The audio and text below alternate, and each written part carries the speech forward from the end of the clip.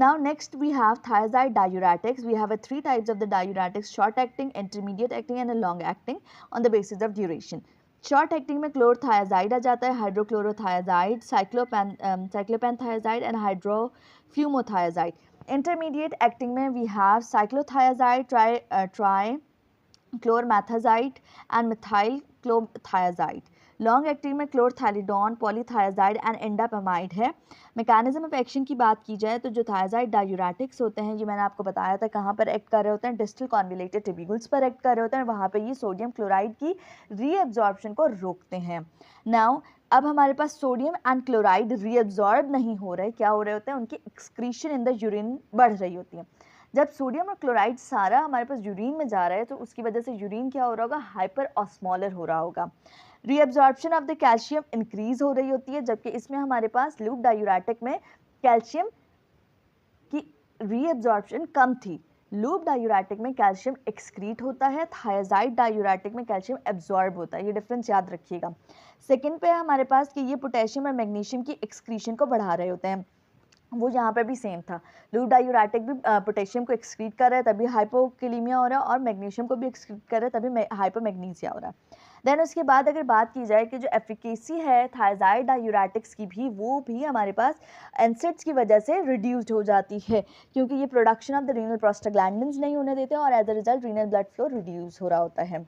अच्छा, therapeutic uses की बात की जाए, नंबर 1 इज हाइपरटेंशन. हाइपरटेंशन में अच्छा, अब ये जो बात लिखी हुई है ना ग्रीन से, ये बहुत इंपॉर्टेंट है. लूप डायूरेटिक्स जो होते हैं वो चॉइस ऑफ डायूरेटिक है इन हार्ट फेलियर, जबकि थायाजाइड डायूरेटिक्स होते हैं are choice of diuretic in hypertension. Hypertension में क्या कर रहे होते हैं कि ये हमारे पास सोडियम क्लोराइड और वाटर की एक्सक्रीशन बढ़ा रहे होते हैं, जैसे कि हमने पढ़ा कि सोडियम क्लोराइड पंप को इनहिबिट करते हैं और as a result sodium chloride सारा कहाँ जा रहा होता है, सारा यूरिन में जा रहा होता है. एक्स्ट्रा सेलुलर वॉल्यूम कम हो जाएगा, वीनस रिटर्न कम होगा, कार्डियक आउटपुट कम हो जाएगा और as a result blood pressure drop कर जाएगा. Then we have hypercalciuria. अगर किसी पेशेंट में हाइपरकैल्सीयूरिया है या कैल्शियम ऑक्सलेट की स्टोन्स वगैरह हैं, सो ये उनके लिए भी इफेक्टिव होता है. क्यों? क्योंकि ये यूरिनरी एक्सक्रीशन को कम कर रहा होता है of the calcium.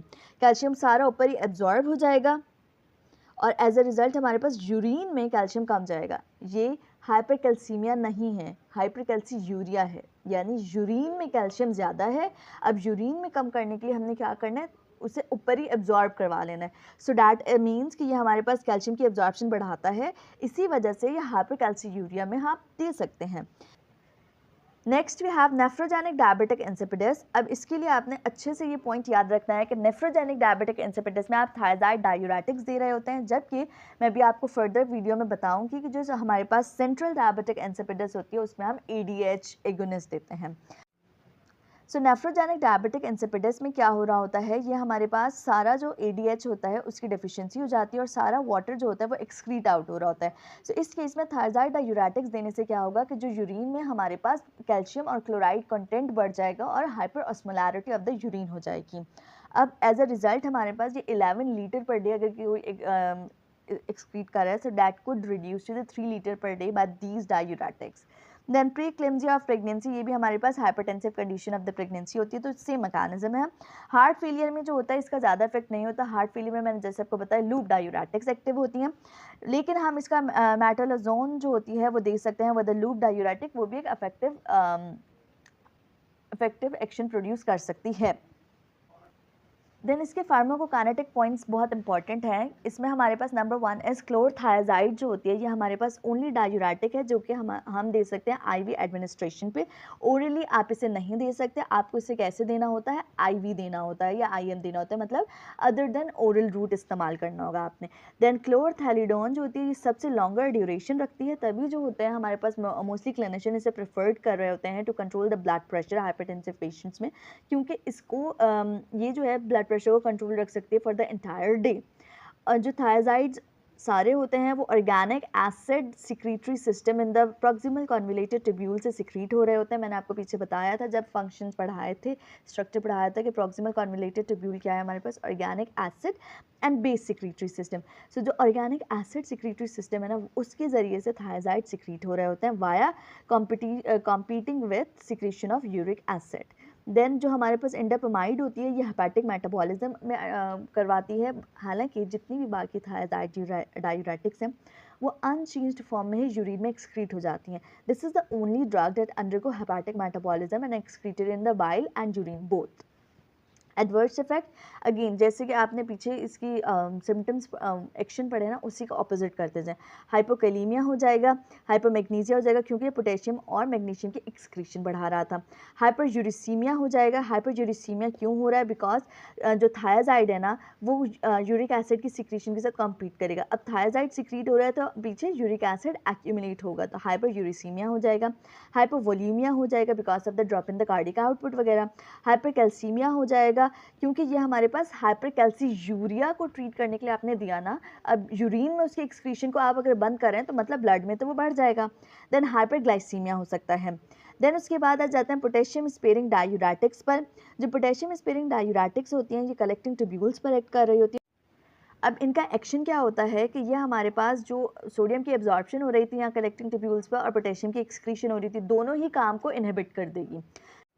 Now we have two types of drugs in this category, aldosterone antagonist जिसमें spironolactone आ जाता है, eplerenone आ जाता है, और सेकंड में हमारे पास epithelial sodium channel blocker that include amiloride and triamterene. Now अगर बात की जाए एल्डोस्टेरॉन एंटागोनिस्ट किस तरीके से एक्ट कर रहे होते हैं, सो बेसिकली ये सिंथेटिक स्टेरॉइड्स होते हैं जो कि एल्डोस्टेरॉन रिसेप्टर्स पर जो है एंटागोनिस्ट इफेक्ट प्रोड्यूस कर रहे होते हैं. अब एल्डोस्टेरॉन का नॉर्मल फंक्शन पहले आप याद करें. एल्डोस्टेरॉन नॉर्मली क्या करता है, हमारे पास जो सोडियम होता है उसकी एब्जॉर्प्शन करवाता है और पोटेशियम की एक्सक्रीशन करवाएगा. जब एल्डोस्टेरॉन का काम बंद हो गया तो होगा क्या कि जो सोडियम है वो हमारे पास एक्सक्रीट होना शुरू हो जाएगा और जो पोटेशियम है वो हमारे पास एब्जॉर्ब होना शुरू हो जाएगा. सो ये अब एल्डोस्टेरॉन एंटागोनिस्ट एक्शन कैसे प्रोड्यूस करते हैं. सो बेसिकली एल्डोस्टेरॉन जब अपने रिसेप्टर से बाइंड करता है तो उसको न्यूक्लियस के पास जाना होता है. सो वो जो रिसेप्टर का जो कॉम्प्लेक्स है ना वो न्यूक्लियस के पास नहीं जाता, उसकी वजह से प्रोटीन सिंथेसिस नहीं होती. अब ये कौन सी प्रोटीन सिंथेसिस नहीं हुई? ये वो प्रोटीन सिंथेसिस नहीं हुई जो कि सोडियम पोटेशियम पंप को एक्टिवेट करती इन द कलेक्टिंग ट्यूब्यूल्स. अब प्रोटीन्स नहीं बनी, सोडियम पोटेशियम पंप एक्टिवेट नहीं हुआ, तो एज अ रिजल्ट हमारे पास जो पोटेशियम और हाइड्रोजन आइंस होते हैं वो एब्जॉर्ब हो जाते हैं और सोडियम एक्सक्रीट हो जाता है. देखिए हमेशा इन ड्रग्स के या किसी भी इन जितनी भी ड्रग्स अभी तक पढ़ी हैं इनके एक्शन को समझने के लिए आपको नॉर्मल याद होना चाहिए. अगर एगोनिस्ट है तो वो नॉर्मल वाला फंक्शन ही करेगी, एंटागोनिस्ट है तो उसका ऑपोजिट कर देना है आपने. तो इससे आपको ईजी रहेगी. नॉर्मल फंक्शन अच्छे से याद कर लें तो जो हमारे पास ड्रग्स के एक्शन है वो ऑपोजिट वे में याद हो जाएंगे आराम से. Second we have epithelial sodium channel blocker. अब ये हमारे पास सोडियम चैनल्स को ब्लॉक कर देते हैं. एज अ रिजल्ट हमारे पास जो सोडियम पोटेशियम का एक्सचेंज है वो नहीं होगा. सेम एक्शन है उन्हीं की तरह. Now the difference is that कि ये हमारे पास जो एल्डोस्टेरॉन डिपेंडेंट है, इन्हें एल्डोस्टेरॉन होगा तो एल्डोस्टेरॉन जब बाइंड करेगा रिसेप्टर से तो उसे इनहिबिट करेंगी, जबकि ये ऐसे नहीं है. ये हमारे पास जो epithelial of the collecting tubules पर जितने भी सोडियम चैनल्स लगे हुए हैं उन सबको जाकर ब्लॉक कर देती हैं और एज अ रिजल्ट पोटेशियम की एब्जॉर्प्शन हो जाती है और सोडियम एक्सक्रीट आउट हो जाता है. इंडिपेंडेंट होते हैं of the sodium of the aldosterone.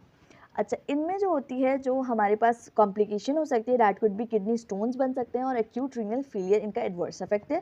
Kidney stone कैसे बनते हैं? जो ड्रग्स होती हैं वो प्रेसिपिटेट कर जाती हैं इन द यूरिन. नाउ अब ये जो हमारे पास एपिथेलियल सोडियम चैनल ब्लॉकर्स थे ना उनके बारे में बस इतना ही था, उनका मैकेनिज्म ऑफ एक्शन और दो एडवर्स इफेक्ट. बाकी जितनी भी बात अभी हम फर्दर करेंगे पोटेशियम स्पेयरिंग डायूरेटिक्स में वो होगी एल्डोस्टेरॉन एंटागोनिस्ट की. हमने दो एल्डोस्टेरॉन एंटागोनिस्ट पढ़े that were the eplerenone and स्पाइरोनोलेक्टोन.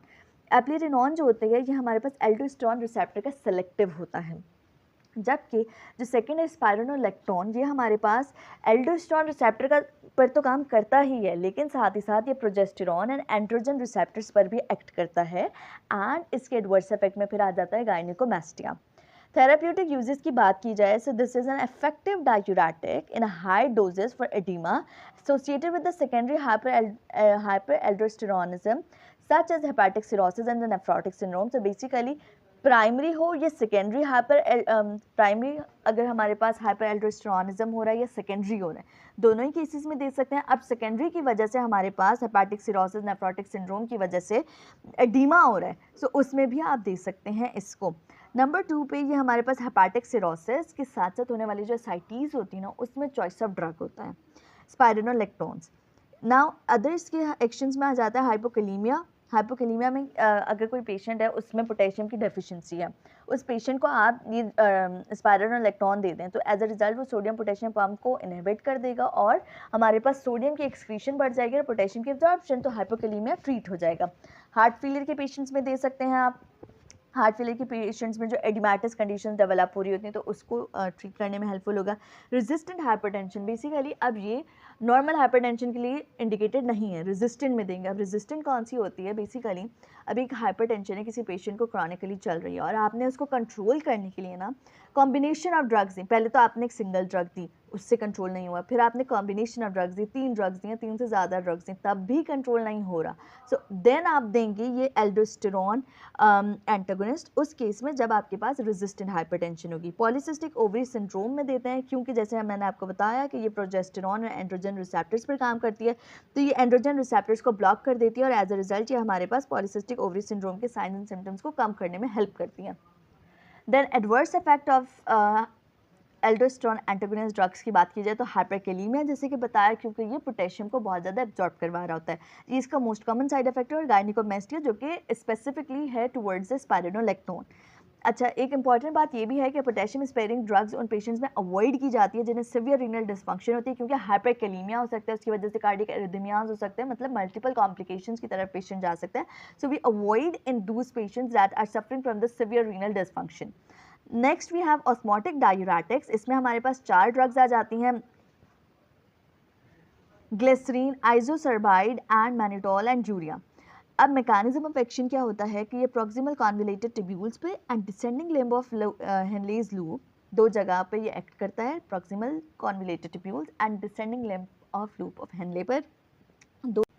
अब इन दोनों साइड्स पे जो होगा ये वाटर की एब्जॉर्प्शन को नहीं होने देगा। बेसिकली यही दोनों ही साइड्स थी ना जहाँ पे सबसे ज़्यादा वाटर एब्जॉर्ब हो रहा होगा, सो ये इन दोनों ही साइड्स पे वाटर को एब्जॉर्ब नहीं होने देगा।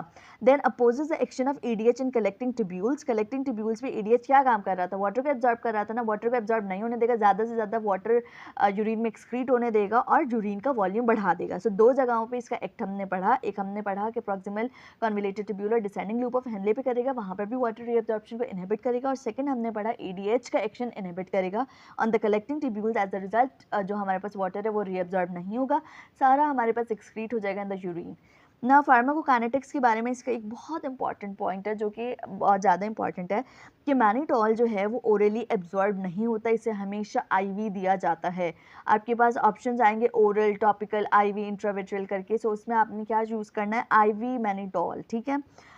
देन थेराप्यूटिक यूजेस में बात की जाए, we have increase urine volume, कि अगर किसी पेशेंट में यूरिन वॉल्यूम नहीं बन रहा, यूरिनरी आउटपुट कम है, उन पेशेंट्स में आप दे सकते हैं। नंबर 2, इंट्राऑक्यूलर प्रेशर या इंट्राक्रेनियल प्रेशर, क्रेनियल या ऑक्यूलर प्रेशर अगर बढ़ा हुआ है, दोनों ही केसेस में आप दे सकते हैं, क्योंकि ये हमारे पास क्या करेगा, जो फ्लूइड वॉल्यूम है उसे कम कर देगा और एज अ रिजल्ट हमारे पास प्रेशर कम हो जाएगा। वॉल्यूम कम करेगा जिसकी वजह से प्रेशर कम होगा। अच्छा, now adverse effect we have dehydration. अब सारा पानी तो एक्सक्रीट आउट हो गया, तो पीछे से क्या होगा, डिहाइड्रेशन हो जाएगी। And number 2 we have extra cellular volume expansion. Extra cellular यानी सेल के बाहर वॉल्यूम बढ़ रहा है। क्यों बढ़ रहा है, अब जब एक्स्ट्रा सेल्युलर फ्लूइड में हमारे पास मैनिटोल है, अब मैनिटोल का क्या काम है, वो हर जगह से वाटर को खींच लेता है, तो मैनिटोल बाहर जब एक्स्ट्रा सेलुलर फ्लूइड में, तो वो वाटर को सेल से निकाल देगा, सेल से एक्सट्रैक्ट कर देगा। एज अ रिजल्ट हमारे पास एक्स्ट्रा सेलुलर वॉल्यूम एक्सपेंशन हो जाएगी, और जो इसके साइन एंड सिम्टम्स में हमें पेशेंट क्या बताएगा, हेडेक हो रहा है, नोजिया, वॉमिटिंग हो रही होती है उससे। इसके अलावा हाइपोनेट्रीमिया हो जाएगा। हाइपोनेट्रीमिया क्यों होगा, basically the most of the cases में हमारे पास वाटर के साथ साथ सोडियम भी एक्सक्रीट आउट हो जाता है, सो एज अ रिजल्ट हमारे पास हाइपोनेट्रीमिया भी मिल सकता है in osmotic diuretic, those patients who uses osmotic diuresis. Now next and last diuretic we have is the anti diuretic hormone agonist and antagonist. Agonist में हमारे पास आ जाता है डेस्मोप्रेसिन और एंटागोनिस्ट में आ जाता है कॉनिवैक्टिन, टोल्वावैक्टिन एंड लिथियम। एगोनिस्ट की सबसे पहले बात करते हैं, दैट इज द डेस्मोप्रेसिन। तो ये हमारे पास डेस्मोप्रेसिन जो होता है, ये हमारे पास यूरिन के वॉल्यूम को कम कर रहा होता है। कम क्यों कर रहा होता है, क्योंकि सारा वाटर को एब्जॉर्ब कर लेता है, और यूरिन जो होता है वो हमारे पास कंसनट्रेटेड जाता है, because water is absorbed in the collecting duct. Okay, it is useful in pituitary diabetic insipidus. जब मैंने आपको पहले बताया था कि नेफ्रोजेनिक डायबिटिक इंसिपिडस, उसमें क्या था, थायराइड डायूरेटिक्स, और इसमें हमारे पास यूजफुल कौन सा, पिट्यूटरी डायबिटिक इंसिपिडिस में डेस्मोप्रेसिन। अच्छा, अब जो हमारे पास डेस्मोप्रेसिन है वो एक्शन कैसे करता है, ये हमारे पास एक्टिवेशन करता है ऑफ द V2 रिसेप्टर्स। अब ADH ने V2 रिसेप्टर्स को एक्टिवेट किया, एज अ रिजल्ट एडिनाइल साइक्लीज जो होता है वो एक्टिवेट हो जाता है बाय G प्रोटीन S की वजह से। साइक्लिक AMP बढ़ता है और वो क्या करवाता है, एक्वापोरिन 2 वाटर चैनल्स होते हैं उन्हें ल्यूमिनल मेम्ब्रेन्स में डिपॉजिट करवाता है, इंसर्ट करवाता है, और उस इन एक्वापोरिन वाटर चैनल्स की वजह से पानी जो होता है वो रीअब्जॉर्ब होता है। ये इसकी नॉर्मल मैकेनिज्म ऑफ एक्शन है। एंटागोनिस्ट को समझने के लिए ये चीज़ आपने याद रखनी है। नाउ नंबर 1 इज कॉनिवैप्टिन, ये हमारे पास ADH इनहिबिटर है जो कि V1A और V2 दोनों के लिए ADH के एक्शन को इनहिबिट करेगा। टोलवैप्टिन जो होता है ये हमारे पास मोर सेलेक्टिव होता है for the V2 blocker. Then we have demeclocycline and lithium, ये हमारे पास वाटर चैनल की इंसर्शन को रोकता है into the luminal membranes. Now ये जो एंटागोनिस्ट होते हैं ना, ये यूजफुल होते हैं the small lung cell carcinoma, because ये जो लंग सेल कार्सिनोमा होता है ना, इसमें क्या होता है कि ADH लाइक पेप्टाइड्स बनना शुरू हो जाते हैं और वो ADH लाइक सिम्टम्स प्रोड्यूस करवा रहे होते हैं।